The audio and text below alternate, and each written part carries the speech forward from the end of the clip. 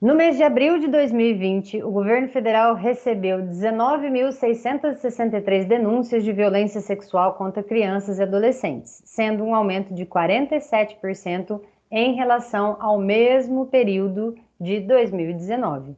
Se aumentou o número de denúncias e diminuiu o número de emissão de medidas protetivas, em que momento essas diferenças passaram a existir, né? Então, assim, num todo, se a gente for considerar o Brasil inteiro, a gente teve, né, nesse mês de abril o de 2020, um aumento de 47%, né? Então, assim, em que momento esses entraves, né, no desenrolar dessas denúncias, né, para as medidas protetivas, a gente se perdeu, né? Em que momento isso passou a divergir de alguma maneira, né? Como então que a gente pode lidar, né, com essas suspeitas ou com essas denúncias para que elas possam chegar a gerar as medidas protetivas cabíveis, tanto para a criança quanto para a família, ou enfim, né, para quem precisar de algum apoio nesse sentido, né? Então, uma das possibilidades, né, que a gente tem para pensar nesses caminhos, né, de como lidar quando a gente recebe a denúncia, né, foi publicado por essa rede, né, uma rede que chama Rede Não Bata Eduque.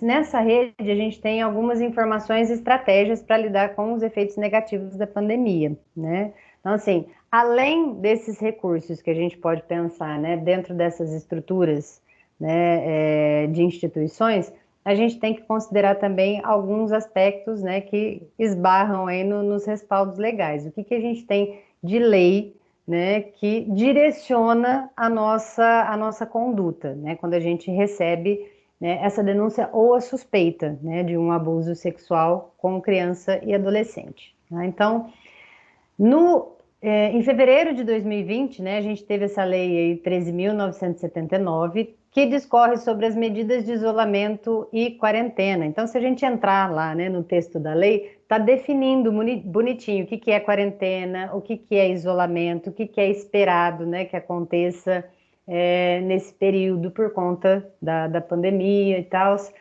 determinação compulsória de exames, tratamentos médicos, né? E a lei propõe assim que tudo isso seja feito com base nos achados científicos e em propostas de agências sanitárias internacionais, né? Então, essa primeira lei discorreu sobre como a quarentena e o isolamento seria feito. E aí, né, a lei 14.022, que já é de julho de 2020, acrescenta que a rede de proteção deve usar de diversas adequações no momento de pandemia. Então, a proposta era a seguinte: vocês podem se adequar da maneira como for para manter o isolamento e a quarentena. Porém, devem manter os atendimentos e os prazos para a execução das medidas protetivas, né? Então, a partir de julho do ano passado, a gente teve isso legalmente instituído, né? Que apesar da pandemia e do isolamento, não poderia haver essa brecha, né? Essa distância entre o momento da denúncia ou o momento da suspeita de abuso e as medidas que caberiam, né, para que fossem executadas as medidas protetivas. Então, a partir de julho, a gente tem, então, essa obrigatoriedade, né, de não dar espaço para que essas divergências aconteçam, né? Contudo, né, mesmo a gente tendo, né, esse respaldo legal colocado, né, para a gente e essa obrigatoriedade do cumprimento dos prazos, né, a gente teve aí um estudo que foi pedido, né, foi solicitado pelo Instituto Sou da Paz, o Ministério Público de São Paulo e o UNICEF, né, a respeito dessa questão, e foi percebido que a pandemia dificultou a denúncia de violência sexual contra crianças e adolescentes no estado de São Paulo, né? Então, foi isso que esse relatório conseguiu evidenciar, né? Então, esse estudo foi realizado e foi percebido, né, que apesar de ser fortalecido, né, de ser estimulado que a gente desse continuidade, né, com o cumprimento dos prazos, que a pandemia tinha dificultado, então, o número de denúncias, tá? E aí, isso foi atribuído especialmente ao fechamento das escolas, né? Então, esse fechamento inviabilizou uma das principais fontes de denúncia, né, que se tinha até então. Crianças e adolescentes ficaram ainda mais vulneráveis, de acordo com o Fundo das Nações Unidas para a Infância, né, o UNICEF, o Instituto Sou da Paz e o Ministério Público do Estado de São Paulo. Né? Então, essas 3 entidades encabeçaram um estudo para avaliar os impactos da pandemia. Né? E o que foi percebido? Né? Que as denúncias de estupro de vulneráveis, né? E aí vulneráveis são considerados menores de 14 anos, pessoas com deficiência ou outro tipo de vulnerabilidade, como, por exemplo, né, não estar consciente no momento em que um ato sexual é praticado, né, é considerado um momento de vulnerabilidade. Tá? Então, isso também entra nessa estatística. Né? Então, nos últimos anos, vem se percebendo um aumento progressivo, né, dessas denúncias de estupro. No primeiro semestre de 2020, a gente teve uma redução de 15,7%. Então, assim, diminuiu o número de estupro, né? Novamente a questão, diminuiu o número de estupro ou diminuiu, na verdade, né, o número de denúncias, né? E em abril e maio, especificamente, foram os 2 meses em que esse índice foi maior, né? Em abril a gente teve uma queda de 36,5%, e em maio de 39,3%. Né? Então, assim, isso deixa em evidência, né, a dificuldade de realização da denúncia. Por que essa dificuldade acontece? Né? Isso o relatório não revela, né? A gente ainda não tem um estudo que deixe isso um tanto mais claro para a gente, assim, dos motivos que levaram a essa queda. Né? Mas a gente pode pensar numa série deles, né? Então, assim, foi menor porque outros adultos responsáveis pela criança e pelo adolescente estavam dentro de casa, né? Ou não, foi menor porque essa família toda tem sido coagida, né? E aí, com o isolamento social, os sinais, né, que acabam sendo percebidos no caso de abuso sexual ficaram em segundo plano, né? Então, a gente tem uma série de questões aí a serem pensadas nesse sentido, tá? Mas, de fato, né, diminuiu.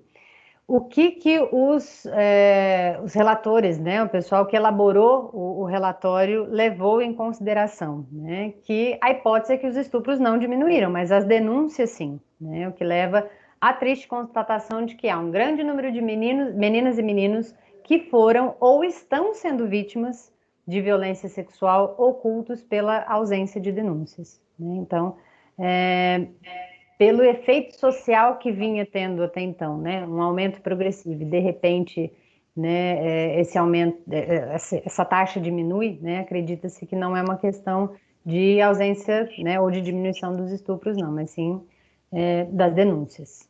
Simone, Pois não? só um minutinho, sem querer te interromper, né? Imagina.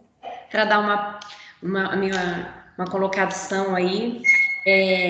Uma das coisas que nos faz refletir com esses tristes dados, né, que a gente está estudando agora, aprendendo agora com você, é realmente o quanto a gente percebe que as escolas fechadas, né, são um grande problema, né? Porque Sim. quando as crianças estão na escola, a gente tem uma série de pessoas ajudando a tomar conta dessa criança, né, observando aí o comportamento e ajudando aí encorajando essa criança, né, para que essas denúncias sejam feitas. Então, esses dados mostram realmente que talvez, né, esse tempo todo que nós ficamos sem a presença das crianças nas escolas possa também ter feito uma certa contribuição, né? É uma opinião minha aqui que eu estou colocando. Sim, Simone, né? Mas isso é algo, inclusive, levantado, né, pelos relatórios, né? A escola é um dos principais vetores, né, de denúncias. E aí, se a gente, né, não tem essa condição, né, da criança estar perto de outros adultos que possam ter essa postura protetiva, né, que possam observar as mudanças de comportamento e que possam acolher, né, essa criança tá sozinha, porque muitas vezes, né, a família toda é vítima da violência, com certeza. né, e é coagida, então, assim, a gente tem situações de muita vulnerabilidade nesse sentido. Simone, eu vou aproveitar aqui que eu já te interrompi para falar para o pessoal, né, que a gente está aqui com a presença do Marquinho, né, o prefeito está participando com a gente. Já tem um tempinho que ele está ali escutando, aprendendo também. O Claudemir também está assistindo. Marquinho, você está por aí? Vamos falar um oi aqui para o pessoal. Claudemir? Olá, tudo bem aí com vocês? Olá, boa tarde. Boa tarde, prefeito. Que honra tê-lo aqui conosco. A honra é minha participar com vocês aí, tá? Aqui, parabéns para essa reunião online, parabéns por discutir sobre o abuso sexual das crianças aí, né? Então, a gente vê que essa pandemia causou muitos problemas em todas as circunstâncias, né? E vocês estão aí, tem a Simone aí, a psicóloga muito boa para dar apoio a todos nós aí da educação. Parabéns para vocês, desculpe eu estar atrasado, eu estava aqui no gabinete, com reunião com o deputado, tá? Mas a gente sempre parabeniza a todos vocês aí pela dedicação e pelo carinho com os alunos aí. Aí que está o Mi. Boa tarde a todos. Boa tarde, Paula, Simone. Boa tarde. Boa tarde, Mi. Tudo bem? Estamos aqui ainda no trabalho, né? Passando aí para parabenizar vocês aí pela iniciativa e a gente está atento um pouquinho aí, daqui a pouco temos uma outra reunião aqui, tá? Mas a gente está acompanhando um pouco aí, viu? Parabéns e bom trabalho para vocês aí. Muito obrigada, Mi. Muito obrigada, Marquinho. Obrigada. Gente se sente honrado aí e valorizado aí com a presença de vocês. Um forte abraço. Forte abraço para vocês aí.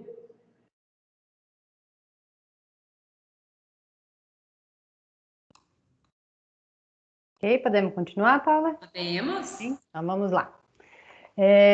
Então, né, esse relatório teve essa constatação, né, de que a diminuição foi, na verdade, das denúncias e não dos abusos, né? O perfil das vítimas, né, 83% são meninas até 13 anos de idade, né? Então, a gente tem uma imensa maioria aí de meninas, né, nessa condição de abuso. 60% são brancas e em torno de 38% negras, que reflete também o perfil racial da população paulista. Quando eu li isso, eu fiquei um pouco, né, eu achei que esse dado fosse um pouco mais equilibrado, né, do perfil racial que a gente tem no nosso estado, mas de acordo com o censo, realmente, né, esse o padrão aí, esse é o perfil, né, que a gente tem. Os picos de abuso, né, que a gente tem de meninas em torno dos 13 anos e de meninos um pouco mais cedo, né? Então, os casos em que meninos são abusados em torno de 4 ou 5 anos de idade, né? 7%, né, desses casos envolvem algum tipo de deficiência, especialmente a deficiência intelectual ou outros tipos de vulnerabilidade, né? Então, a gente tem dados alarmantes, né, nesse sentido. O perfil dos autores, né? E aí a gente entra na questão da dificuldade que a gente tem até em relação aos registros, né? Apenas 8% dos registros revelam a relação entre a vítima e o autor da agressão, né? Então, esse é um número muito baixo, né? A gente precisa ter um perfil mais claro, né, das pessoas que cometem, né, esse crime, até para a gente pensar em estratégias, né, de como trabalhar essas questões com as crianças, né? Então, facilitaria o nosso trabalho nesse sentido. Dentro desse universo, né, dentro desses 8% em que revela, 73% das ocorrências no primeiro semestre do ano passado revelaram um parentesco do agressor com a vítima, né? Então, assim, pelo menos dentro dos registros que mostram para a gente se existe uma relação entre vítima e agressor ou não, 73% mostraram que sim, né? Então, a gente tem uma proximidade muito grande desse agressor, né, com a vítima. E aí a gente tem, né, um outro dado, né, de um gráfico que mostra que 78,5% das ocorrências de estupro acontecem dentro da própria residência da criança, tá? Entre 2016 e 2020, né? Então nós estamos falando aí de crianças que não têm, né, essa sensação de segurança nem dentro da própria residência, né? É um índice muito, muito, muito alto, né? Em segundo lugar fica a via pública, né, com 8,1%, e depois vem unidades de ensino, área rural, né, e outros dados aí, tá?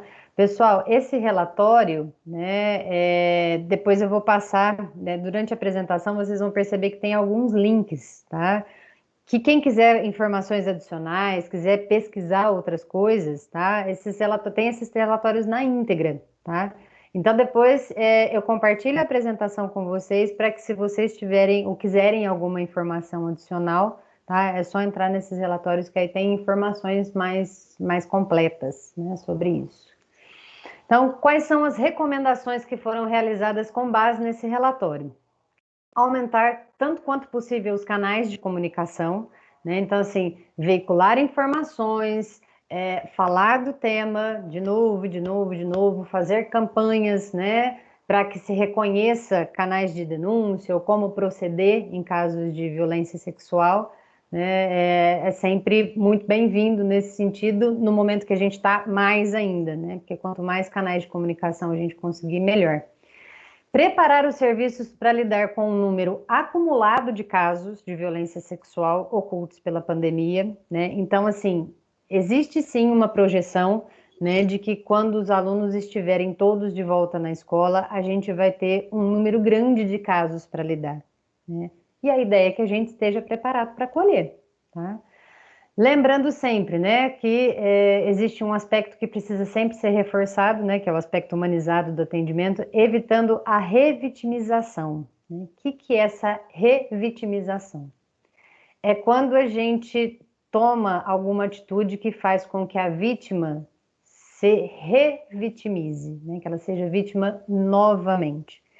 Toda vez que a gente faz com que uma criança conte de novo a situação de violência que ela sofreu, a gente está revitimizando, né? E essa é uma coisa que a gente precisa evitar, tá? Porque cada vez que a criança conta, né, ela está passando por toda aquela dor, né, do momento de violência que ela sofreu novamente, tá? Então, nós vamos ver alguns caminhos, né, para pensar como se evitar isso, de que maneira que a gente pode dar o acolhimento, né, de maneira mais adequada, tá?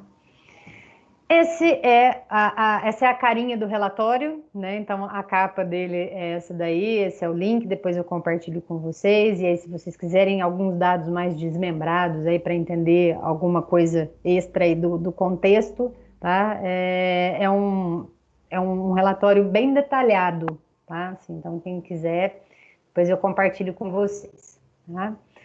Caminhos para o acolhimento, né? Oi. Simone, e se a gente percebe que a criança apresenta um comportamento diferente, como é que a gente aborda a criança para saber? Então, vamos chegar lá, né? Mas assim, via de regra, e assim, essa era uma coisa que eu estava pensando também, né? Porque assim, se a gente for pensar que a gente está há um ano e pouco, né, em isolamento social, tem muitos alunos que não faziam parte do nosso contexto, que a gente não conhece, né, lá muito bem o comportamento do aluno, né? Tem outros alunos, né, que estão com um nível de ansiedade, depressão, estresse realmente muito altos, né? Então, assim, essa era até uma pergunta aqui, né, feita durante a nossa conversa, que é o que a gente, né, como que é possível, né, a gente fazer essa abordagem num momento em que os níveis de estresse e ansiedade estão muito altos, não só para os alunos, mas para todo mundo, né? Então, assim, o que é importante nesse sentido? A gente abrir o espaço, né? Não dá para a gente invadir, nem para a gente, de alguma maneira, ter uma tendência a colocar coisas, né? Colocar palavras na boca da criança, né? Então, assim, a gente precisa ter muito cuidado, sim, né? Da maneira como abordar, porque senão a gente pode invadir um espaço que a criança não está pronta, né, para abrir. O que nós vamos fazer aqui ainda durante o nosso encontro, né?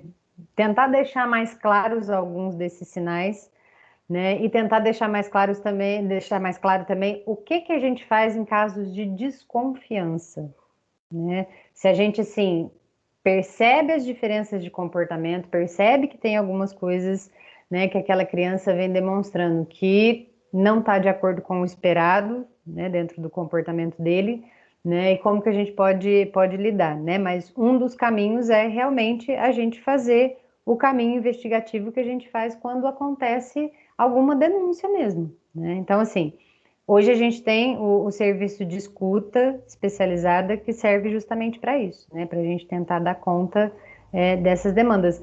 Já, mesmo antes de começar a pandemia, já tinha acontecido situações nesse sentido, né?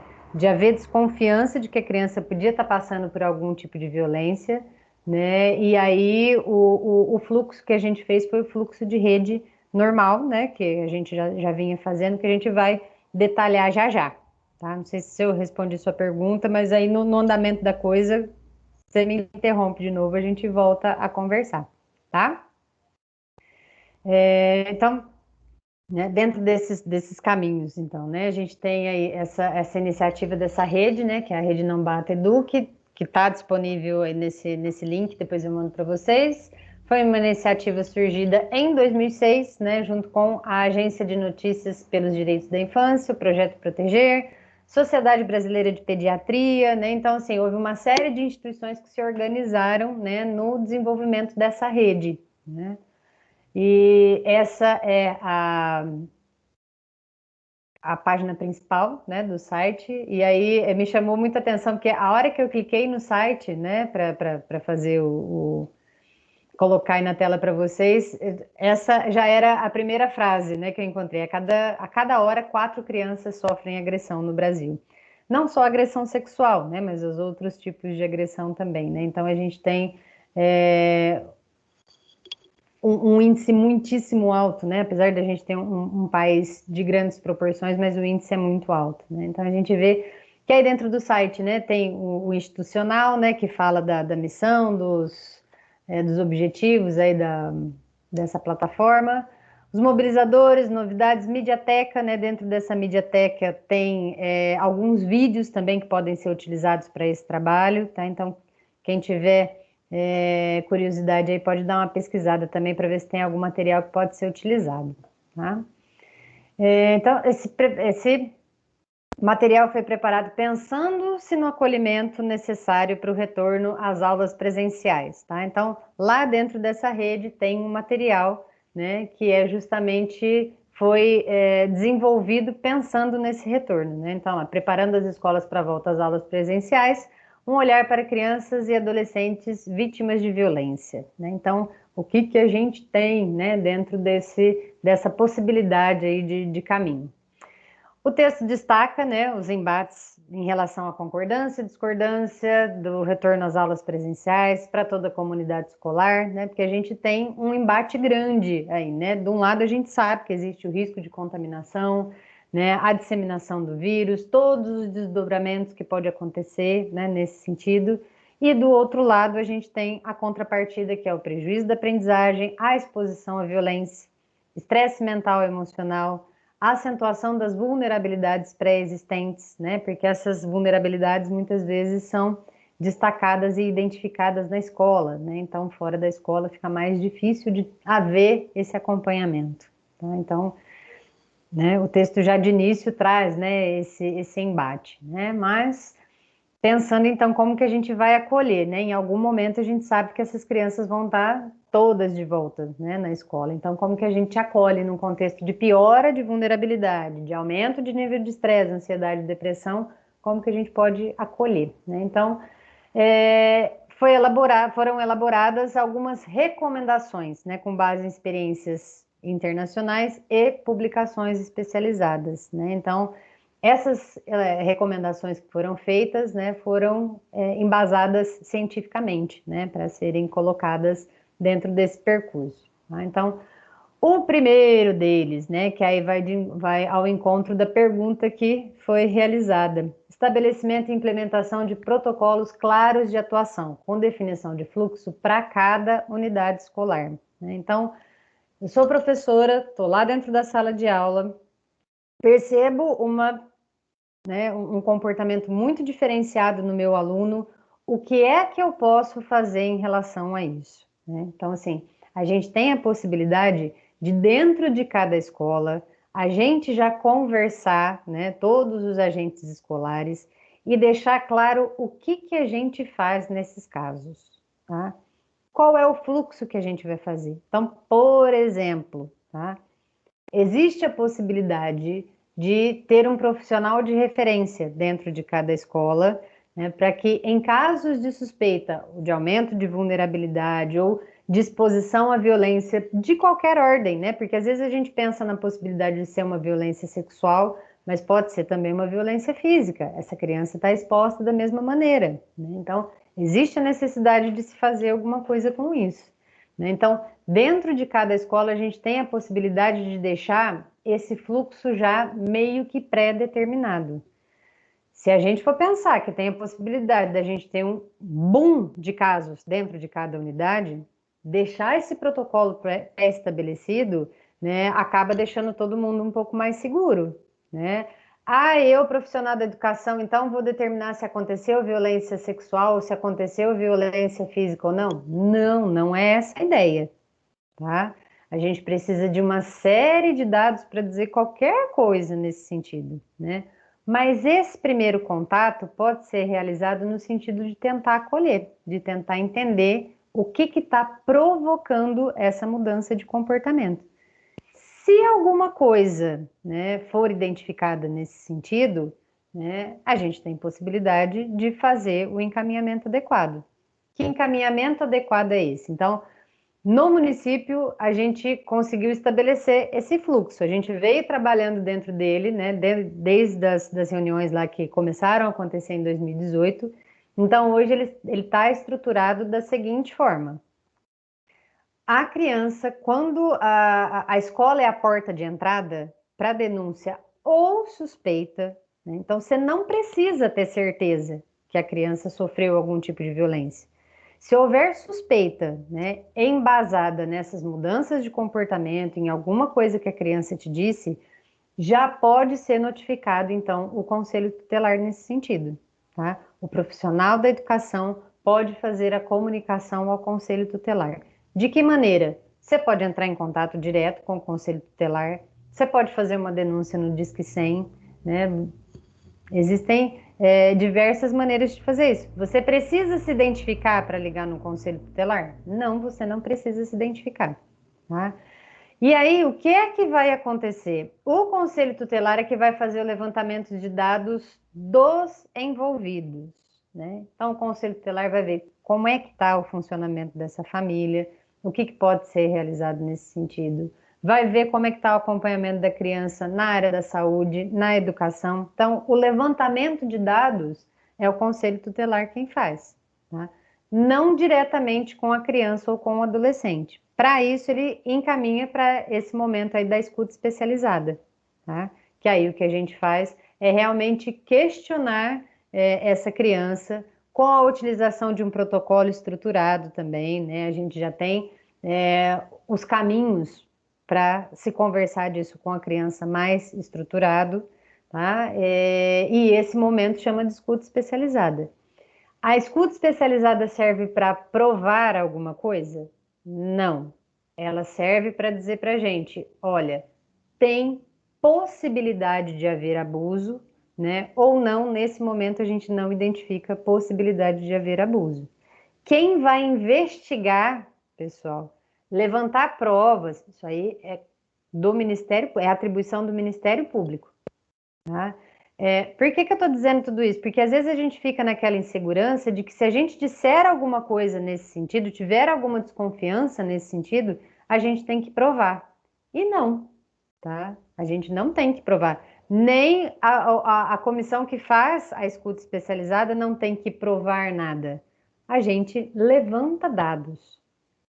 Juridicamente, quem atua é o Ministério Público, não a gente. A gente não tem essa atribuição, tá?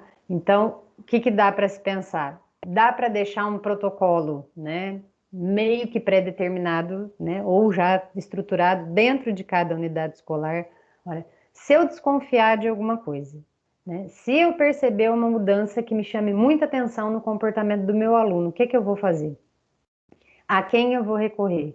Como que a gente vai proceder, né? Porque aí vai da atuação da escola até um certo ponto. De um ponto para frente, entra essa questão do conselho tutelar e a escuta especializada, que aí a gente entra dentro, né, também da rede de proteção, e após isso é atribuição do Ministério Público, tá? Aí a gente já não... O nosso papel, quando chega nesse ponto, o nosso papel já foi feito, tá? E aí a questão da investigação segue, né? Então, assim, a primeira recomendação, né, que esse documento faz realmente é já deixar esse protocolo claro, né? Porque senão, pensem bem, né? Se realmente a gente tiver, a gente espera que não, né? Que na nossa rede, no nosso município, não aconteça isso. Mas pode ser que aconteça, pode ser que os casos comecem a aparecer, né, repetidamente dentro das escolas, né? Como que a gente vai lidar com isso? Então, já deixar isso claro, né, pré-estabelecido, vai ajudar, né, a diminuir um pouco a nossa ansiedade também, né, dentro de cada escola com o como proceder, porque isso já vai estar meio que claro para todo mundo, tá? Então, existe a possibilidade, a necessidade aí de se determinar qual é o fluxo que isso vai ter dentro da escola, tá? Porque da escola para frente, dentro da rede, né, a gente já vem desde 2018 deixando isso determinado, tá? E assim, é um determinado também, pessoal, né? Cada município define, né, o seu fluxo de rede, mas ele também é embasado legalmente, tá? A gente não pode se imbuir de atribuições que não são nossas, tá? Então a gente vai até um ponto que é permitido legalmente que a gente vá, ok? Porque depois, se houver necessidade também, né? Eu estava pensando nessa questão da escuta. Depois, se houver necessidade, né, o juiz determina um depoimento especial, que aí é realizado com a criança já dentro do processo, né? Que aí é realizado lá no fórum, com um profissional especialista nessa área jurídica, né? Aí já são outros 500 também, tá? Então, assim, o nosso papel não é determinar vítimas ou agressores, né? É ver se tem alguma coisa ali que possa justificar, né, o andamento de uma investigação. E aí quem procede com isso é o Ministério Público, tá? Tá claro até aqui, pessoal? Respondi mais ou menos a pergunta da colega que fez.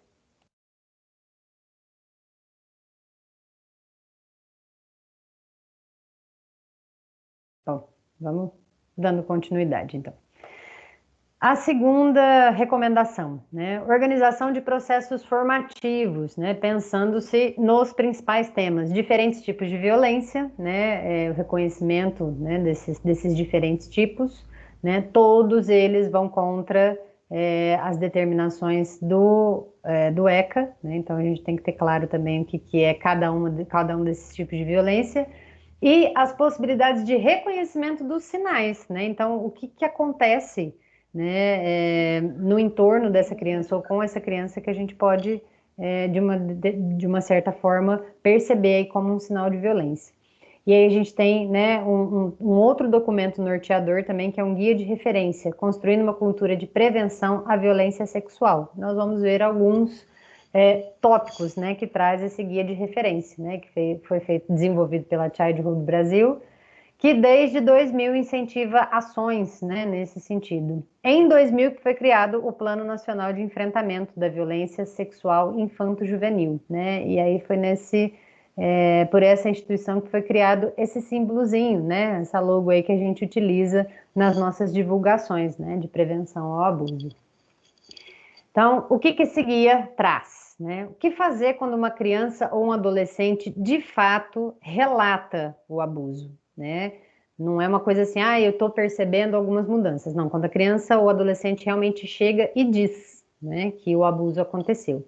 Então, esse decreto, né, do decreto 9.603 de 2018, regulamenta uma lei que estabelece em seu artigo 11 que o procedimento para os casos de revelação espontânea deve seguir, né, essas atribuições.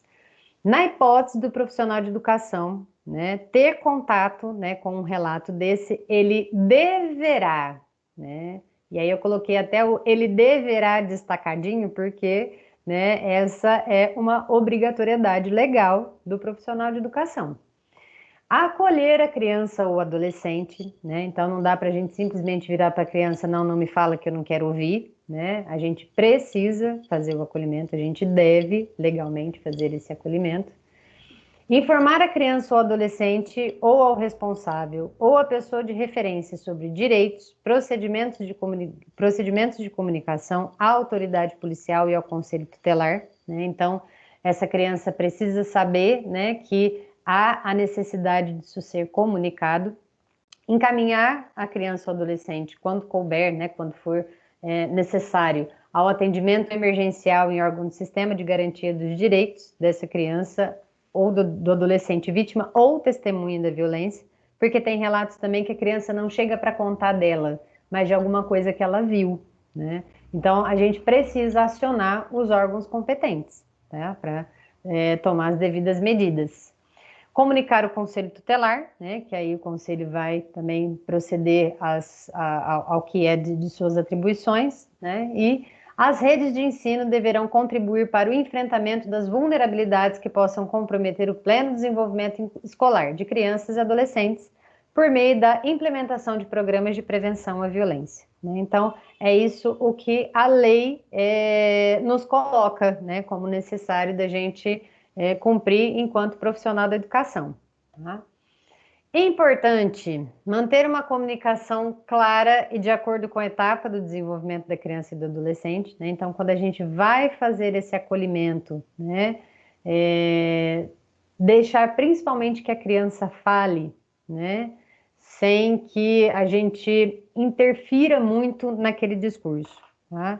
Lembre-se que o objetivo dentro da educação é o profissional acolher, é ele escutar, né? Então, é dar ouvidos a essa criança e dizer para ela que tem como ela recorrer, que tem como ela ter ajuda, né? Que o que você pode fazer ali para ajudar, né, é recorrer às pessoas que possam, né, fazer alguma coisa por ela, né? E dizer isso de uma maneira que a criança consiga entender de acordo com a etapa do desenvolvimento dela. Acolha o que foi dito sem questionamentos excessivos, né? Então, a ideia é não ficar questionando, né, sobre detalhes do ocorrido nesse momento. Evite rodeios para evitar um aumento da sensação de culpa. Se a criança perceber que você está tomando muito cuidado com as palavras, né? Porque tem palavras de conteúdo sexual, assim, né? Que a gente tem muita dificuldade de dizer, né, para a criança, isso pode aumentar ainda mais a sensação de culpa dela, né? Ela pode entender que aquilo é muito, muito, muito errado, porque aquele adulto que está na frente dela e que ela confia, está tendo muita dificuldade de lidar com aquilo, né? E essa é uma questão, assim, para a gente tentar aos poucos realmente, né, ir trabalhando, porque não é, né, uma situação tranquila, né, ou confortável para a grande maioria dos adultos entrar nesse assunto com crianças e adolescentes, né? Então, assim, até para a gente pensar o que a gente pode fazer enquanto profissional para amenizar um pouco isso, né? Evite frases do tipo, tudo bem, já passou, isso não foi nada, né, enquanto você estiver ali no acolhimento com a criança, porque isso minimiza o que ela está sentindo, né, para ela. Ela está te contando de uma coisa que pode ter sido, com certeza foi muito difícil para ela, tanto de passar quanto de contar, né? Então, quando você diz para ela que não foi nada, que tudo bem, que já passou, né, você está comunicando para ela que, né, esse sentimento dela não tem assim tanta importância. E tem muita, né? Evite confortar a criança ou adolescente abraçando ou tocando, né? Porque a gente não sabe exatamente quais são as reservas em relação ao próprio corpo que essa criança tá, né? Então é melhor não fazer esses movimentos, né? De tocar, de abraçar. Não faça promessas que não dependem de você serem cumpridas, né? Então a gente dizer tudo vai ficar bem, quem fez isso com você vai ser preso ou vai ser presa, né? Não é uma coisa que caiba, né, a gente conseguir determinar nesse momento, né? A gente não depende da gente isso, então evitar, né, coisas nesse sentido também. Comunique seu dever profissional de informar as autoridades de maneira afetuosa, né, de uma maneira que a criança consiga entender a importância disso, né, e a importância é, vamos fazer isso para te proteger, né, a ideia é proteger você, né, e, na medida do possível, registre o quanto antes do que foi dito, tá? Para que você tenha, né, isso documentado e também te resguarde, né, de aquele ser um conteúdo muito difícil de lidar e a gente acabar, né, perdendo algum detalhe ou esquecendo alguma coisa que pode ser importante depois para o prosseguimento aí do que vai, né, das medidas que vão ser tomadas com a criança. Tá? Terceira recomendação: a criança e o adolescente devem ser informados sobre os canais de denúncia, né? É muito importante, né, no momento do retorno dessa criança, desse adolescente, eles saberem quais são as vias, né, pelas quais eles podem buscar ajuda, né? A escola é uma via muito importante, né, mas pode ser que essa criança ou esse adolescente, né, pense em fazer isso de uma outra maneira, dentro de uma outra instituição com a qual ele não tem essa convivência tão direta. Então, escolas, projetos sociais, serviços de saúde, o Disque 100, Polícia Militar, Conselho Tutelar, né, são todas vias de comunicação, né, para esses que servem como canais de denúncia, né? Então, a gente tem os setores da educação, da saúde, da assistência social e da segurança pública, né, como canais aí de possível comunicação nesse sentido, tá? E aí é importante essa criança saber, né, que se ela precisar de alguma coisa,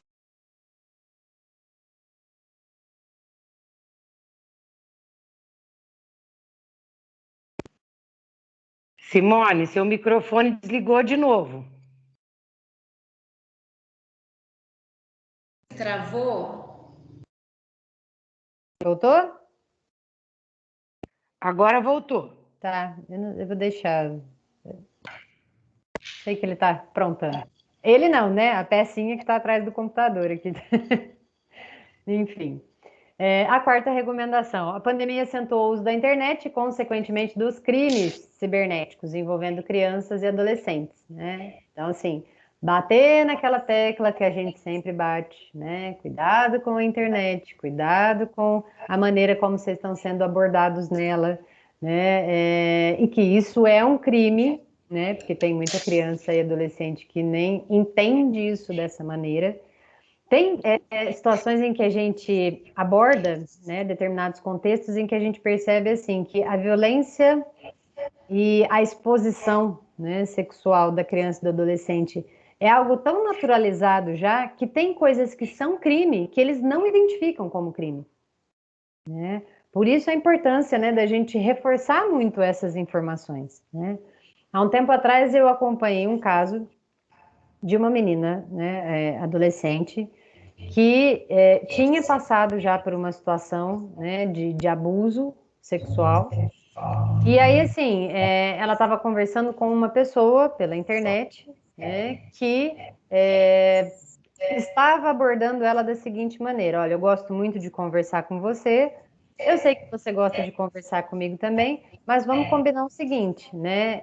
A cada vez que você me mandar uma foto íntima sua, né? O famoso nude, né? Eu ponho crédito no seu celular, né? Então, assim, ela utilizava o celular para se comunicar, não só com ele, mas com todo mundo, né? Então, assim, era aquela uma situação de vulnerabilidade, né? A família não tinha condições, né, de colocar créditos com frequência para ela no celular. Então, assim, isso acontecia já há alguns meses, né? Quando a gente abordou esse assunto, né? Então, assim, no momento, ela não sabia, né, ou não entendia aquilo como um crime, né? Ela não tinha essa percepção de que o cara estava fazendo com ela, né? Ela tinha acho que 12 ou 13 anos e o cara 30 e alguma coisa, né? E ela não entendia isso como crime, né? Então, assim, tem muitas realidades, às vezes, que a gente precisa sinalizar para essa criança e para esse adolescente a situação que ele está vivendo, né? Porque ele não tem essa percepção, tá? A quinta recomendação. Pessoal, agora acho que travou mesmo. Peraí.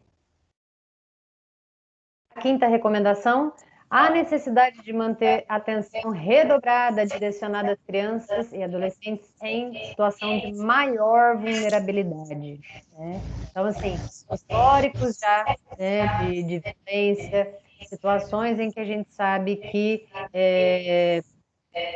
já teve, né, antecedentes, meninas e principalmente, né, nessas duas situações, meninas e portadores de deficiência, né, que esses dois, né, essas duas categorias aí enquadram grande parte, né, dos casos de abuso e de exploração sexual também. A sexta recomendação: é necessário pensar as possibilidades para abordagem de estratégias que facilitem o acolhimento e expressão das emoções, visando a diminuição do estresse e da ansiedade, né? Então, assim, essa é uma estratégia que pode ser um diferencial quando a gente observa aquela questão das mudanças de comportamento, né? Pode ser uma mudança de comportamento em função da violência, mas pode ser também em função da ansiedade, do estresse, enfim, né? Então, a gente abrir espaço para que essas emoções possam ser ventiladas, né? Que elas possam ser expostas, pode auxiliar nesse sentido, né? A entrar um pouco mais em equilíbrio essas tensões, tá? Então, assim, tem desde a possibilidade de exercícios, né, de respiração, de relaxamento, que pode ser realizado, né, com as crianças, atividades ao ar livre, né, que possam, de uma certa maneira, também facilitar, né, esse intercâmbio, e rodas de conversa, né, em que a gente possa também estimular, né, que isso seja dito, que seja verbalizado, enfim, que seja contextualizado de alguma maneira. Né? A sétima recomendação, outro espaço importante, é o da expressão das experiências de luto durante a pandemia. Né? A gente tem muitos casos, de fato, de perda, né, de membros familiares, às vezes membros familiares muito próximos, né? E aí, assim, né, a gente pode falar, mas como que eu vou abordar, né, uma experiência de luto de um aluno? A ideia não é que seja uma abordagem especializada, né, mas um espaço, porque muitas vezes a criança não tem esse espaço em outro lugar nenhum, tá? Já teve situações assim, de ter crianças chegarem para perguntar, quando a gente abre esse espaço, né, as crianças chegarem para perguntar, muitas vezes, palavras que ela percebe que foi conversado em casa e que elas não entenderam e que elas querem entender um pouco melhor. Né? Principalmente crianças menores, né, fazem muito isso. Eu escutei isso assim, assim, o que que é? Né? E às vezes ela não tem espaço para questionar isso em outro lugar. Oitava recomendação: se houver necessidade, pode-se pensar na possibilidade de organização de uma comissão escolar para discutir caminhos e decisões, né? A gente não sabe qual é o volume que isso vai impactar para a gente, enquanto profissional da educação, né? Então, assim, se o volume começar a ficar alto demais, né, talvez seja uma possibilidade aí determinar, né, que algumas pessoas, né, sentem, conversem e discutam alguns caminhos e decisões em relação a esse acolhimento, tá? Então, definir um local adequado, né? Então, assim, a criança começa a contar alguma coisa dentro da sala de aula, né? Eu não posso deixar de ouvir, mas eu também não posso deixar essa criança, né, dependendo do conteúdo, falar sobre isso na frente de todo mundo, porque vai expô-la além do necessário. Então, assim, existe um local na escola em que fique, né, mais tranquilo isso ser feito, né? Porque aí as pessoas já sabem, olha, se essa situação acontecer, eu encaminho essa criança ou vou com essa criança para determinado local, né? Vai ser o professor mesmo, né, que vai fazer isso, ou a unidade vai deixar um profissional de referência, caso seja necessário, né? Então, assim, definir esses caminhos, discutir sobre eles, né, vai deixar a gente um pouco mais preparado, caso aconteça. Gestores, professores e funcionários também passaram por períodos de estresse, ansiedade e estarão em processo de adaptação à nova organização escolar, né? Então também há necessidade de que a gente possa criar espaços para a gente poder dialogar, né? A gente precisa acolher também e se sentir acolhido para ter condições de acolher depois, né? Então, assim, abuso sexual não é um tema fácil de lidar, né? Não é um tema que deixa as pessoas confortáveis, não é um tema bacana de abordar, não é coisa que mobiliza muito, né? Que é muito difícil, né? Então, assim, abrir espaço para dizer o quanto é difícil, né? E o que que a gente pode fazer com essas dificuldades é muito necessário também, né? A gente precisa se acolher primeiro, né? Para ter condições de fazer um bom acolhimento, né? Se eu estiver insegura, se eu estiver com medo, se eu estiver, né, perdida com o que fazer, né? Isso vai aumentar a minha ansiedade, o meu estresse, né? E aí a qualidade do meu acolhimento talvez, né, não fique lá adequada, tá? 10º, absenteísmo e evasão podem indicar maior vulnerabilidade, é preciso maior atenção a esses casos, né? Então, buscar, procurar, ter notícias, né, pode auxiliar nesse sentido, né? A gente identificar casos de maior vulnerabilidade. É necessário discutir possibilidades de atuação, né, dentro das unidades, de acordo com as características específicas da clientela, né? Então, como essa busca pode ser feita? Essas 10 recomendações podem auxiliar os profissionais a pensar nas possibilidades de atuação, né? Se a gente for ver, assim, são pensar em alguns caminhos, né? Não existe receita de bolo para isso, né? A gente vai ter que ir pensando junto, né? Conforme as coisas forem acontecendo, de que maneira esses caminhos podem se estruturar, né? Cada unidade tem autonomia para definir suas estratégias, levando em conta a possibilidade real, né, de um aumento expressivo do número de casos e os aspectos legais que permeiam a atuação do profissional de educação, tá? Então, assim, a gente tem essa possibilidade e tem já uma pré-determinação legal para que isso aconteça de uma determinada maneira, né? Então, há sim a necessidade, né, urgente disso ser abordado, né? E aí, pensando, né, nessa elaboração de estratégias, ó, como nós vamos fazer com isso, né, de que maneira, eu acho importante a gente abrir espaço para refletir sobre alguns mitos e verdades em relação ao abuso e exploração, né, das crianças e adolescentes. Então, assim, um primeiro mito, né, que muitas vezes a gente acredita. O estranho representa maior perigo às crianças e adolescentes, né? Não, a gente sabe que na maioria das vezes, 85 a 90% dos casos são pessoas muito próximas da criança, né? Às vezes de dentro da própria família ou alguém, né, que frequenta, né, o local em que a criança está. O autor do abuso sexual é um psicopata tarado, né, que todo mundo percebe na rua. Não, né? A gente tem sim, né, essa pessoa que é o psicopata tarado que todo mundo percebe na rua, né, mas esse não é o principal autor.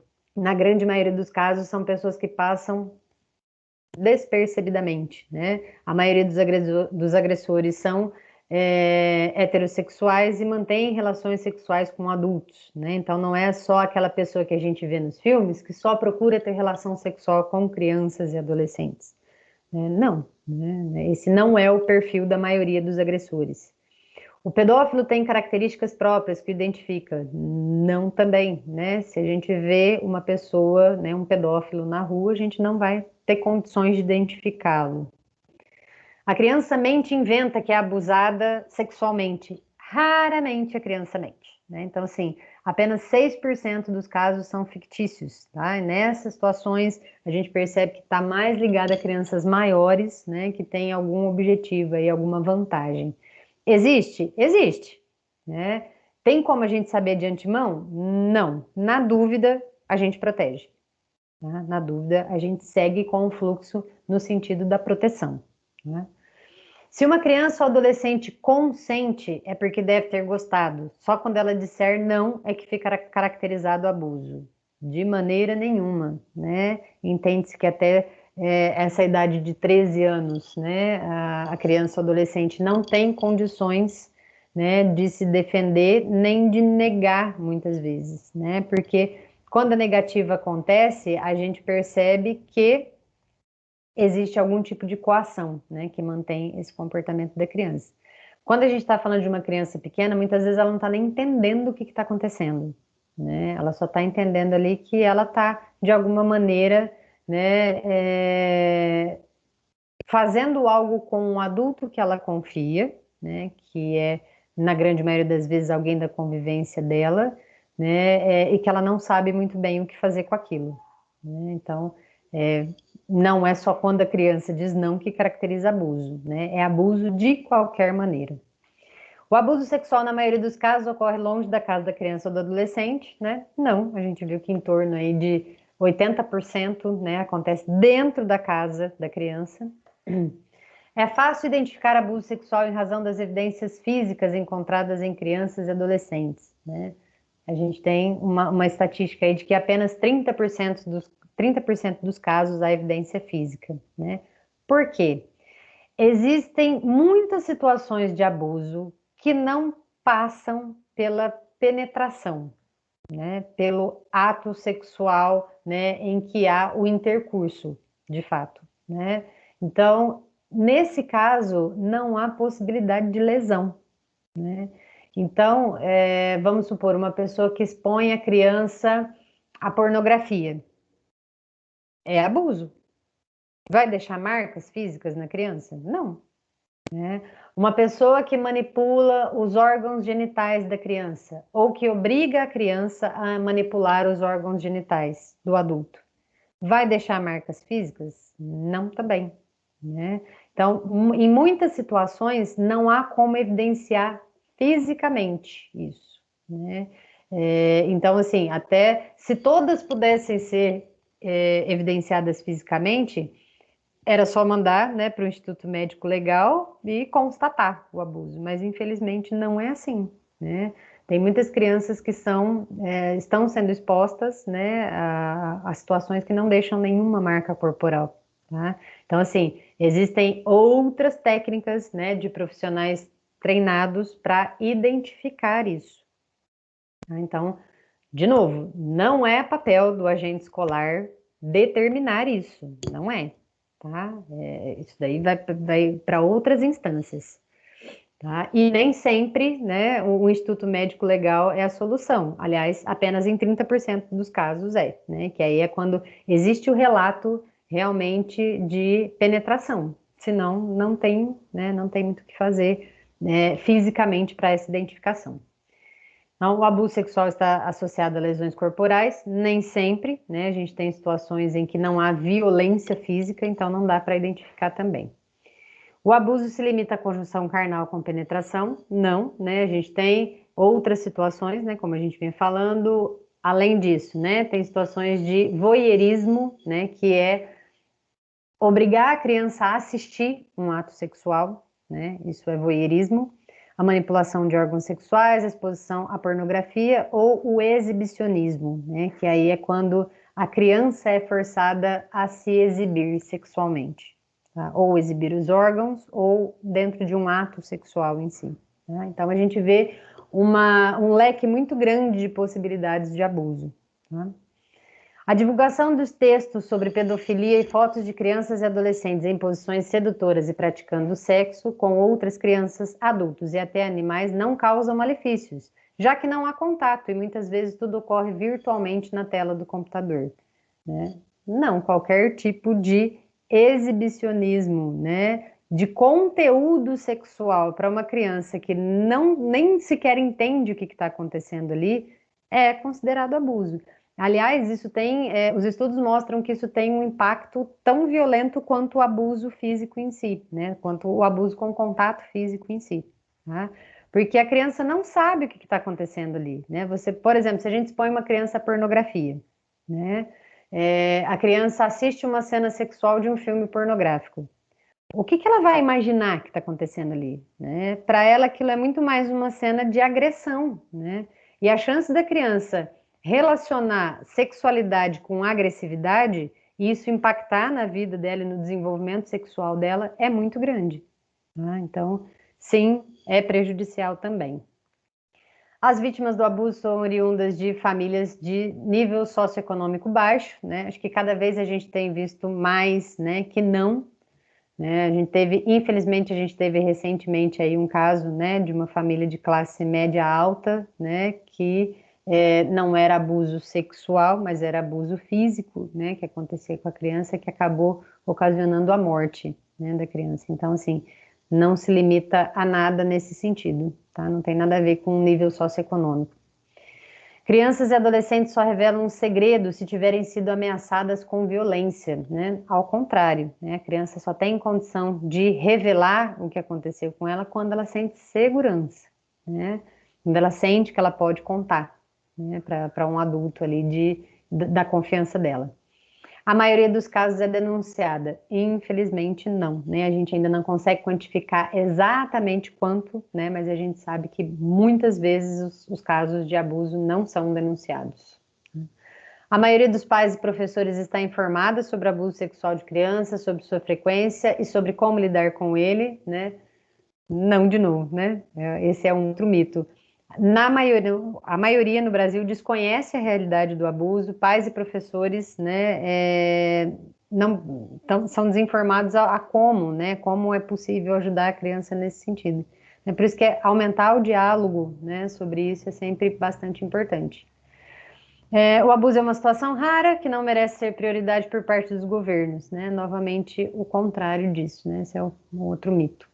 A prevenção deve ser prioridade, até mesmo, né, se a gente tiver que tratar sobre isso em relação a questões econômicas, né, a gente percebe aí que um estudo realizado nos Estados Unidos fala que os gastos, né, associados a essa situação do abuso infantil chegaram a 12,4 milhões por ano, né, nos Estados Unidos. Então, a gente tem prejuízos de ordem, inclusive, econômicas, né? Então, há necessidade de um olhar atento a isso, sim. Além de refletir sobre os mitos, né, dá para a gente também pensar nos sinais de identificação e nas consequências do abuso, né, para crianças e adolescentes vitimizados. Sinais corporais, né? Lembrando novamente que nem sempre, né, a gente consegue identificar isso. Enfermidades psicossomáticas, né, que são aquelas questões físicas que a gente, né, não consegue identificar a causa, a origem, né, e na verdade acaba se percebendo depois que tem um fundo psicológico ou emocional. Então, dor de cabeça, erupções na pele, né, feridas na pele, vômitos, outras dificuldades digestivas, doenças sexualmente transmissíveis de qualquer ordem, né?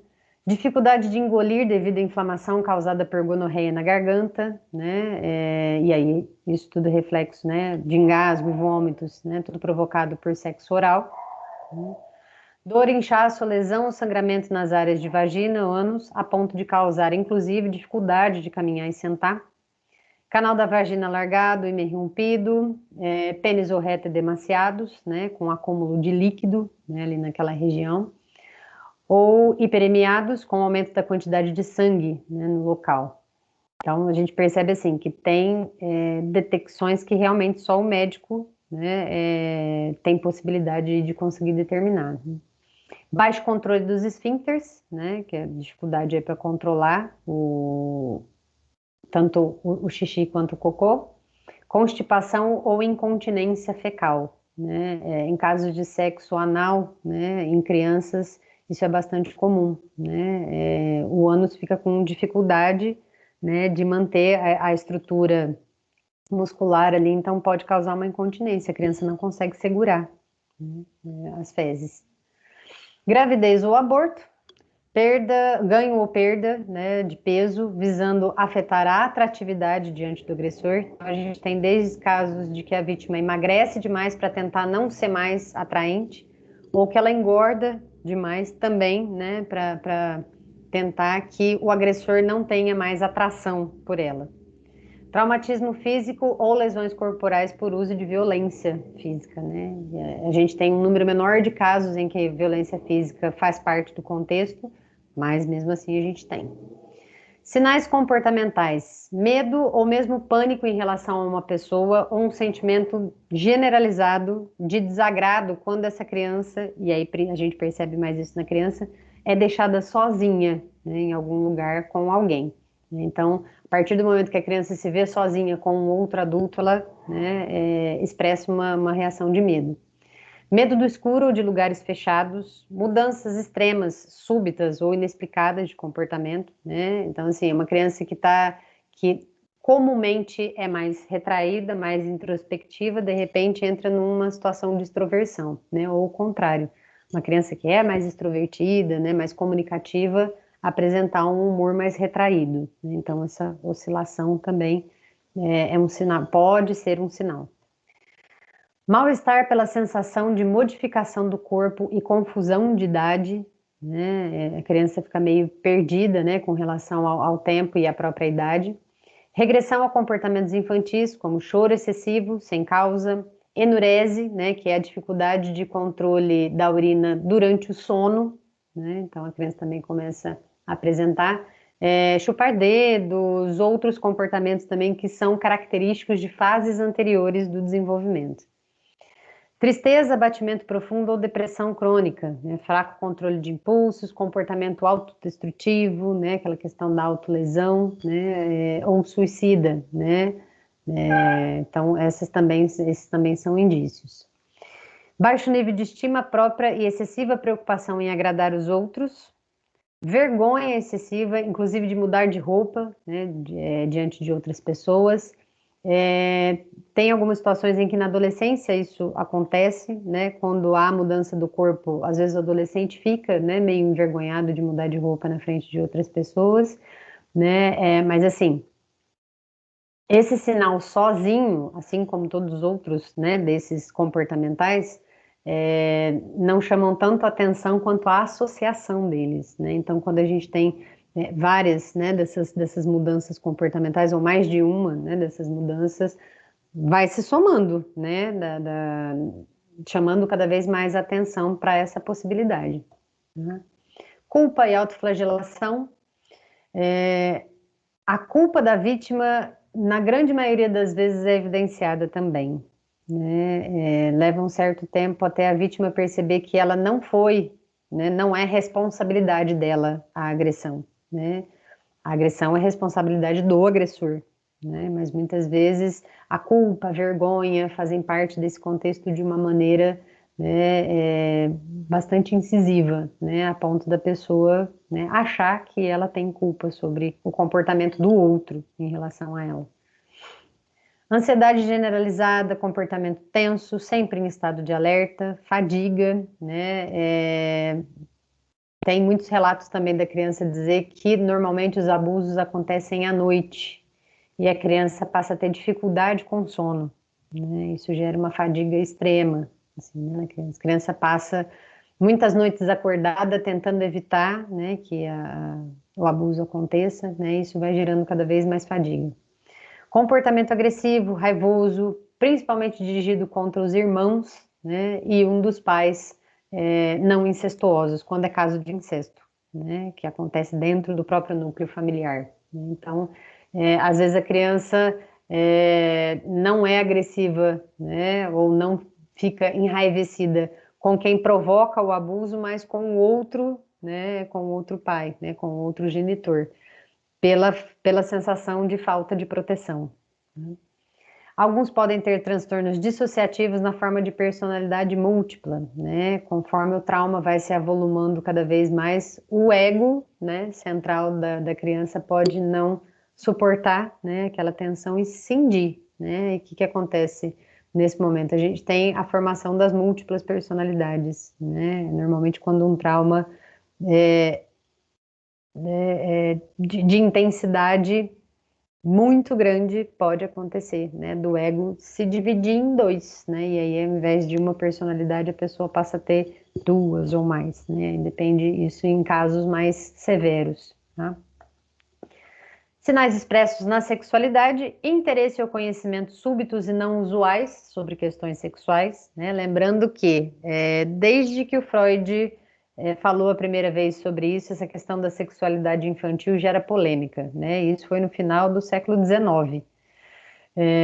Mas assim, reconhece-se, né, que um dos aspectos do desenvolvimento infantil é o desenvolvimento sexual.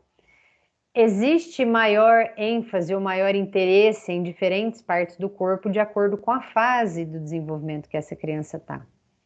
O que marca e o que é importante a gente observar? A criança direciona o interesse sexual dela para o próprio corpo, né? Se ela tem alguma curiosidade no corpo de outra pessoa, normalmente é para observar, não para manipular órgão sexual, né? chama a atenção da gente, né? E acende todos os sinais de alerta quando a gente percebe uma expressão da sexualidade infantil direcionada a um outro corpo, né? Ao corpo de uma outra pessoa, de uma outra criança, né? Porque muitas vezes a gente percebe o movimento da criança de repetir aquilo que acontece com ela para tentar entender, tá? E aí muitas vezes a gente vê, né, na escola a criança tentando fazer com outra criança o que é feito com ela na situação de abuso, né? Então assim, tá manipulando o órgão genital, né? Tá mexendo, tá? Isso faz parte do desenvolvimento. Precisamos lidar com isso, né? Para que a criança não se exponha publicamente nesse sentido, né? Mas não, o que não é esperado é que isso seja endereçado a uma outra pessoa. A expressão de afeto sensualizada ou mesmo certo grau de provocação erótica inapropriado para uma criança, né? Então, se a criança faz, né, expressa de alguma maneira algo muito sensualizado ou sexualizado, né, fora daquela idade, né, sendo ainda criança, né? Então, esse também é um sinal claro, tá? Desenvolvimento de brincadeiras sexuais persistentes com amigos, animais e brinquedos, né? A criança fica repetindo, ela fica repetindo para tentar entender. Masturbar-se compulsivamente, né? A criança que mesmo você intervindo, mesmo você fazendo, né, os acordos, os combinados que você faz com as outras crianças normalmente nessa situação, a criança não consegue parar, ela chega a machucar os órgãos genitais, tá? De tanto que ela manipula. Relato de avanços sexuais por parentes responsáveis ou outros adultos, né? Então, se ela começa a te contar situações sexuais, né, de pessoas do convívio dela, ela pode estar exposta a uma situação nesse sentido. Desenhar órgãos genitais com detalhes e características além da sua capacidade etária, né? Então, esses são os sinais assim que a gente percebe mais na expressão sexual da criança. Nos hábitos, cuidados e higiene, né? Abandono de comportamento infantil, né? A criança que de uma hora para outra começa a ter interesses e comportamentos que não são condizentes com a idade. Dos laços afetivos, dos hábitos lúdicos que a gente já conhece da criança, das fantasias, né? Ainda que isso aconteça temporariamente, é algo que chama atenção. Mudança de hábito alimentar, né, ou uma perda de apetite, ou um apetite excessivo, né, dentro do comportamento natural daquela criança. Padrão de sono perturbado por pesadelos, agitação noturna, gritos, suores, provocados pelo terror de adormecer e sofrer abuso, né? Então a criança entra num padrão aí de sono totalmente descompensado, né? Ela tem muito medo de dormir e o abuso acontecer. Aparência descuidada e suja pela relutância, né, de troca de roupa. Então chega num ponto assim que a criança não quer que o corpo se exponha de maneira nenhuma, nem em casa ela não quer trocar de roupa na frente de ninguém, né? Resistência em participar de atividades físicas, né, qualquer coisa que provoque sensações físicas, né, relembra a situação do abuso. Frequentes fugas de casa, práticas de delitos, envolvimento em situações de exploração sexual, né, e uso e abuso de substâncias como álcool, drogas lícitas e ilícitas, né? Aí também para casos já mais avançados e normalmente com crianças maiores e adolescentes, né? Sinais na frequência e no desempenho escolar. Assiduidade e pontualidade exagerados. Chega cedo e sai tarde da escola, né? Não quer ir embora da escola de jeito nenhum. Demonstra pouco interesse ou mesmo resistência em voltar para casa depois da aula. Queda injustificada na frequência escolar, dificuldade de concentração e aprendizagem resultando em baixo rendimento, né? Então a gente percebe que tanto há alterações na frequência, como também no rendimento que essa criança consegue ter na escola. Não participação ou pouca participação nas atividades escolares, né? Aparentemente a distraibilidade da criança aumenta, né? Mas isso em decorrência, né, do que está acontecendo com ela. Podem variar muito de acordo com os aspectos, né? Todas as consequências podem variar demais, né? As pessoas, os indivíduos reagem de maneiras muito diferentes, né? Mas tem algumas questões que interferem, né, nessas consequências. A idade do início do abuso, quanto mais baixa a idade, mais difuso, né? Mais vai espalhar esses efeitos e essas consequências e, portanto, vai ser mais severo o impacto. A duração do abuso, né? Mais duradouros e mais frequentes vão ter também efeitos mais sérios. O grau de violência ou da ameaça, né? Quanto mais essa criança se sente, além de abusada, ameaçada, pior vai ser, né? As consequências para ela. O grau de proximidade, né, com quem a criança sofre o abuso. Se é um adulto que ele confia de dentro da família dele, né, que há aí uma ambiguidade, não, eu te amo como meu membro familiar, mas você me provoca essa dor, né, essa ambiguidade de sentimentos normalmente também provoca, né, maiores consequências. A presença e ausência de figuras parentais protetoras, né, se a criança sentir que ninguém a protege, né? Quando ela tenta comunicar e um outro adulto, né, ali da família não dá atenção ou diz que ela está mentindo, ou, né, também mais sério vai ser esse impacto. Porque aí, além dela estar sendo abusada por um, né, membro familiar, ela está sendo descreditada por outro. Né? Então, também tem um impacto maior. Descreditada não, gente, desculpa, desacreditada, né, por um outro adulto. O grau de sigilo sobre o fato ocorrido, né, se mantido em segredo, né, se não se fala sobre isso, se a criança não tem como expressar, né, aquilo que aconteceu, mais impactante vai ser para ela. Né? Então, assim, embora seja dolorido mexer nas feridas, se a gente não mexer, elas não saram. Né? Se a gente não abrir, não limpar, não falar sobre, não, elas não se curam. Né? Então, quanto mais sigilo, né, no sentido da criança não ter espaço para falar sobre isso, tá? Sigilo nesse sentido. Quanto maior o sigilo, quanto menos se fala, né, menos espaço se cria para a criança falar, pior fica. A percepção da criança sobre os atos sexuais realizados contra ela, né, e aí a gente tem também uma questão, né, da criança se perceber, né, de maneira diferente em relação a qualquer possibilidade de aproximação, né? Então tem criança assim que você se aproximar para dar um abraço, um beijo, tocar no corpo dela já é invasivo para ela, né? E outras não tem essa expressão da sexualidade mais restrita. Quanto mais restrito, mais difícil para ela lidar também em caso de uma situação de abuso. A existência de serviços, sua organização em rede, o grau de eficiência, né? Quanto mais rápido a gente consegue tomar as medidas, mais essa elaboração do que aconteceu é bem sucedida. E a visão que os serviços têm sobre o fato, né? Se a criança chega num serviço em que ela vai comunicar isso de alguma maneira, e as pessoas daquele serviço reagem com uma percepção fatalista daquilo, né? Com coisas do tipo, nossa, isso você vai carregar o resto da vida, isso vai te impactar pelo resto da vida, você nunca vai conseguir ser feliz. Se a gente, né, de alguma maneira transmite isso para a criança, né, os estudos mostram também que as consequências para ela são mais severas. Né? Então, assim, dói sim, impacta sim, é necessário que você seja protegida, sim, né? Mas há possibilidades, né, da gente conseguir minimizar os danos, né? Nunca vai deixar de ter acontecido, mas tem possibilidade de minimizar os danos. Né?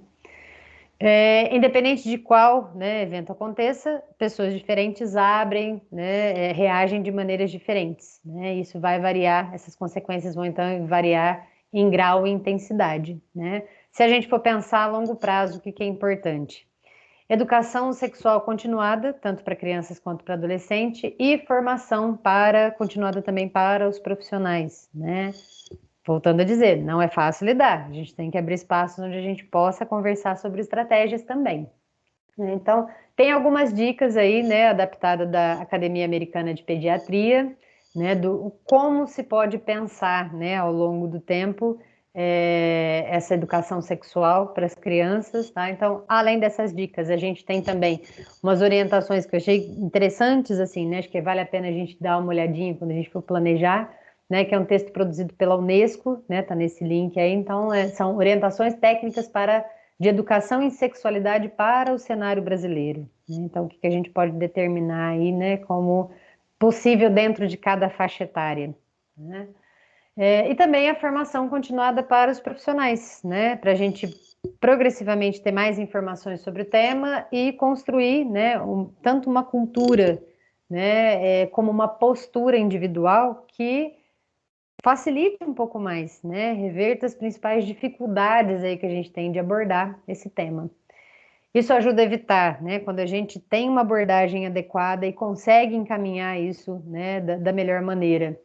Evita que o autor do abuso não volte a violentar aquela criança, que outras crianças, né, não sejam sexualmente abusadas, ou que as crianças ou adolescentes que já, infelizmente, aconteceram de ser abusadas, não repitam isso, né, quando elas estiverem adultas, né? Então, assim, a gente tem desdobramentos a curto, médio e longo prazo, né, para a efetividade desse tipo de ação. O que leva à não notificação, né? O que a gente percebe muitas vezes no próprio profissional, né? Que dificulta um pouco que a notificação aconteça. Resistência psicológica ou emocional, às vezes é tão difícil, né, lidar com aquilo, que ele não consegue abordar aquilo com um aluno, né? E assim, se tiver difícil demais para você entrar em contato, né? Veja com quem você pode fazer isso, né? Mas não deixe de fazer.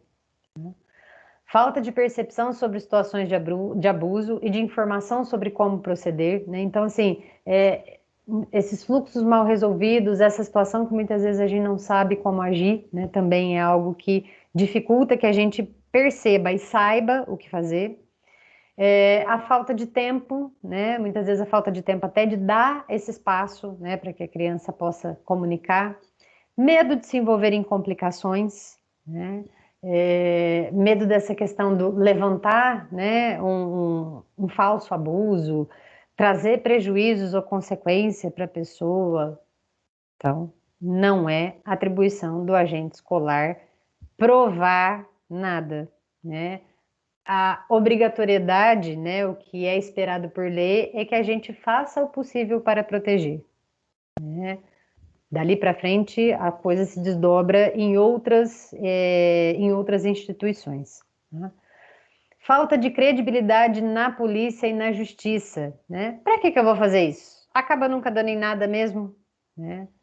Notificações de qualquer ordem são importantes para a construção de políticas públicas, tá? Quanto mais dados fidedignos a gente tem sobre os fenômenos que acontecem e que a gente percebe necessidade de intervir, mais a gente consegue desenvolver políticas para abordar isso, tá? Mais a gente consegue ter respaldo para fazer isso funcionar, tá?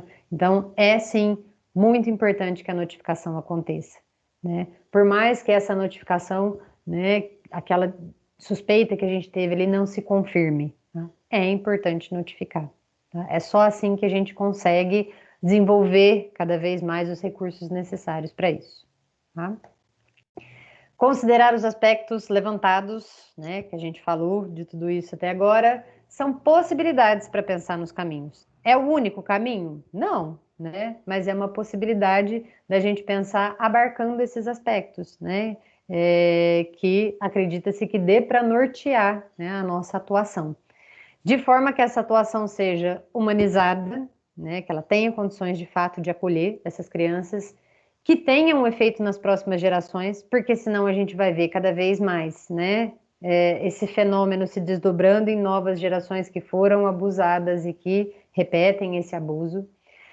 Que esse acolhimento, né, que essas ações aconteçam dentro da legalidade, né, daquilo que é esperado e daquilo que é possível para cada agente desse sistema, e que auxilie que essa dor tenha voz, né? E que ela possa, né, essa criança possa buscar, ou esse adolescente possa buscar a proteção que ele precisa, né? Então, assim, se não for por nada, né, das anteriores, né, das opções anteriores, que seja a possibilidade da gente propor um caminho de proteção, né, para a criança e para o adolescente que está exposto a essa situação, tá? Não só a violência sexual, como também a violência física, psicológica, né? E todas as outras formas aí que podem prejudicar o desenvolvimento, né? E impactar. Finalizando, uma última reflexão, né? No processo do desenvolvimento humano, para que crianças e adolescentes desenvolvam-se saudavelmente, é necessário proteção e segurança por parte dos ambientes que eles cuidam, né? Então, assim, quando a gente pensa no desenvolvimento saudável, essas duas condições são necessárias: proteção e segurança, né?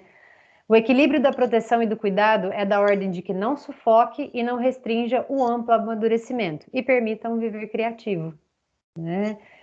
O caminho se faz caminhando, né? Ninguém sabe, né, exatamente como proceder, né? Uma maneira exata de se repetir em todas as situações. Não, né? A gente vai aprendendo de acordo com as situações que vão nos acontecendo, né? Até então, nos últimos 3 anos, a gente vem, 4 anos, desculpa, a gente vem amadurecendo todos esses questionamentos, trabalhando com isso, e estamos aprendendo ainda, né? Todos nós que estamos relacionados à proteção da criança e do adolescente, seja dentro ou seja fora da escola, está todo mundo aprendendo, né? Então, é necessário que a gente continue esse caminhar, né? Que a gente continue caminhando, tá certo? Eu agradeço muito a atenção de vocês, acho que eu falei um tanto mais do que deveria, né? Obrigada por vocês terem ficado esse tempo todo, que era realmente bastante informação, né? Eu achei que eu ia conseguir fazer num espaço de tempo mais curto, né? Mas acho que eu acabei me alongando um tanto. Você foi perfeita, Simone. E ainda temos 12 minutos, hein? Você ainda tinha mais tempo ainda para falar. Olha que beleza. Simone, muitíssimo obrigada. Hoje nós tivemos a oportunidade de ter uma palestra show com uma profissional de excelência como você é. Estou até sem palavras para descrever o quanto essas quase 2 horas, né, foram importantíssimas para a nossa formação. Eu acho que todas as pessoas que participaram desse encontro entraram de uma forma, estamos saindo de outra forma, completamente diferentes. Não é um tema gostoso, não é um tema agradável, um assunto pesado, em alguns momentos dá um nó na garganta, vontade de chorar, vontade de sumir, de até sair da reunião, óbvio, porque a gente quer fugir da realidade, né? É uma realidade que a gente muitas vezes não queria participar dela, né? Fingir que não vê, fingir que não escuta, mas temos que encarar sim, né? Nossa profissão exige isso de cada um de nós. E que bom que tivemos essa oportunidade hoje. Muitíssimo obrigada. Gostaria de agradecer e aproveitar e estender. Não conversei com você esse ano ainda, mas como nos outros anos, você sempre se colocou à disposição. A gente usa esse mês de maio para incentivar essa discussão, e essa discussão continua ao longo do ano com você, com a sua disponibilidade em estar indo até as escolas quando elas precisarem de você. Podemos manter dessa forma, né, Simone? Claro, com certeza, né? Então, Até em relação, assim, né, essa questão do... Porque, assim, eu espero, como eu tinha dito para vocês, eu espero que a gente não tenha que lidar, né, com um boom de casos, né? Mas é importante a gente se preparar, né, caso isso aconteça, né? Então, assim, até mesmo se eu puder ajudar de alguma maneira, né, nessa questão da definição do fluxo, a pensar junto, a pensar se vai estruturar um modelo de relatório para mandar para o conselho, alguma coisa nesse sentido. Pessoal, estou à disposição, tá? No que eu puder fazer para ajudar, estou à disposição.